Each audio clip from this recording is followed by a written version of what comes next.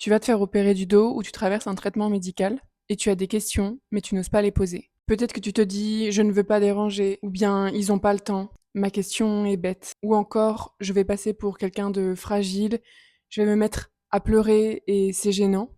Si tu te reconnais, cette vidéo, elle est pour toi. On va voir ensemble comment parler à l'équipe médicale quand tu as peur, sans te sentir ridicule et surtout sans rester seul avec les scénarios catastrophes qui tournent en boucle dans ta tête. Je suis Suzanne Loriou, coach en épreuve de santé. J'accompagne des personnes avant ou après une opération du dos ou pendant des périodes médicales difficiles. L'idée, c'est de se préparer mentalement et émotionnellement pour traverser ça avec le plus de sérénité, le plus de confiance. Dans cette vidéo, je vais te partager 3 blocages les plus fréquents, mais surtout 3 clés simples et très concrètes pour oser davantage parler chez le médecin. On commence par le premier blocage qui est la peur de déranger. Beaucoup de personnes arrivent en séance et me disent je ne voulais pas prendre du temps. Je sais qu'ils sont débordés. Finalement, j'ai juste pas osé avec mes questions. Et donc ces personnes-là repartent avec du flou. Et le flou, c'est exactement ce qui nourrit l'angoisse, l'anxiété autour de l'épreuve de santé qu'on est en train de vivre. Le deuxième blocage, c'est vraiment la peur d'être jugé. Peur de passer pour quelqu'un de stressé, qui ne sait pas gérer ce qu'il est en train de lui arriver, peur d'être pénible, d'être trop sensible ou d'être ce mauvais patient.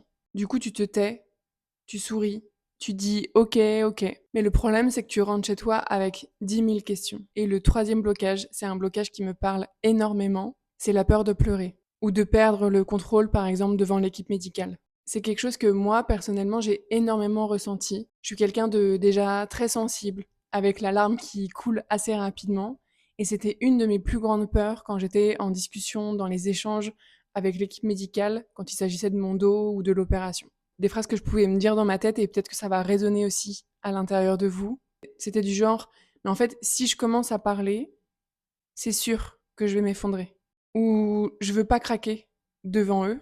Ça va être humiliant, ça va être gênant. Sauf qu'il faut se dire une chose, c'est justement à ces moments-là que ton corps essaye de relâcher. Pleurer, trembler, être ému, c'est pas du tout un échec. C'est une réaction humaine.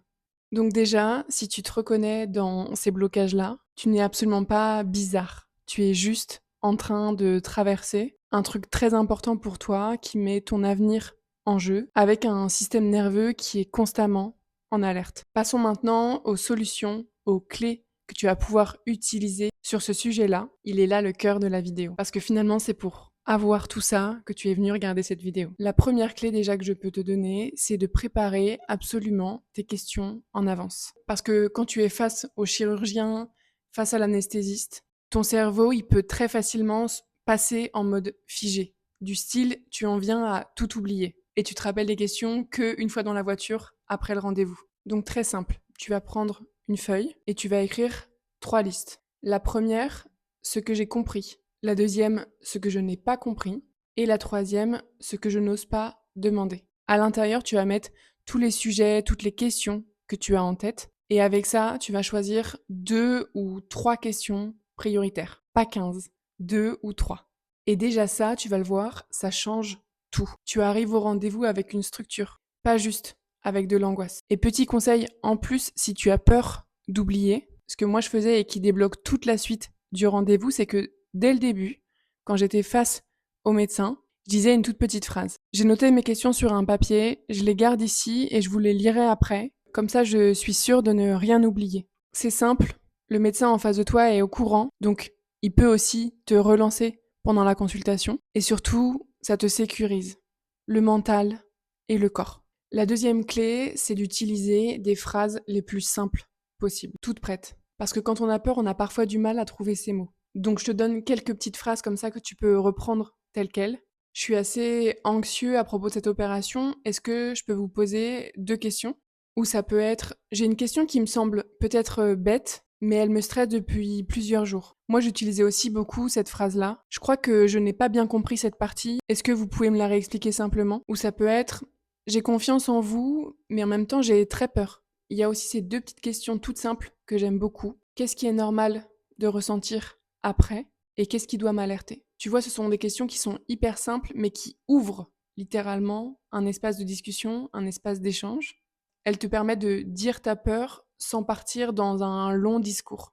Et la troisième clé que je voulais aussi aborder dans cette vidéo, c'est te rappeler une chose. C'est leur métier d'entendre ça. Oui, ils sont pressés. Oui, ils ont beaucoup, beaucoup de patients. Mais la peur avant une chirurgie, avant un traitement, c'est absolument normal. Tu n'es pas du tout en train de faire une scène. Tu es littéralement en train de vivre une épreuve dans ton corps, dans ta santé, donc dans ce que tu as de plus cher dans ce monde. Et plus tu peux clarifier ce qui te fait peur, plus tu vas arriver au jour J avec moins de charge mentale, avec plus de sérénité, et plus les chances de succès de l'intervention ou du traitement seront grandes. Si tu pleures devant le médecin, devant l'anesthésiste, ou si ta voix tremble, tu peux juste dire « je suis désolée, c'est juste que ça me fait vraiment quelque chose ». Et tu respires.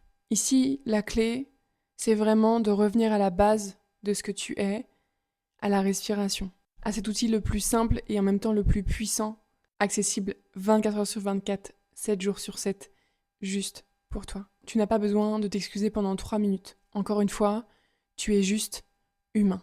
Donc je résume, si tu as peur de parler à l'équipe médicale, tu vas pouvoir faire ces 3 choses. La première, c'est écrire tes questions à l'avance. La deuxième, c'est utiliser des phrases toutes simples, toutes prêtes, même juste que tu peux lire et qui sont déjà écrites sur ton papier. Et troisième, te rappeler quelque chose de fondamental, c'est normal d'avoir peur et que c'est aussi leur métier d'entendre ça. Tu as le droit de poser des questions, tu as le droit de dire que tu as peur et surtout tu n'as pas à traverser ça tout seul dans ta tête. Et bien sûr, si tu as une opération prévue prochainement et que tu as envie d'être accompagné pas à pas, j'ai créé un accompagnement sur 3 séances en visio qui s'appelle Prépa Sérénité Do et littéralement on va se préparer ensemble comme un grand sportif avant l'opération. Justement, pendant cet accompagnement, on prépare aussi le dialogue avec l'équipe médicale, ce que tu n'oses pas demander, comment mettre des mots sur tes peurs et comment arriver le jour J avec le plus de repères possible. Je te laisse le lien et toutes les infos dans la description de cette vidéo.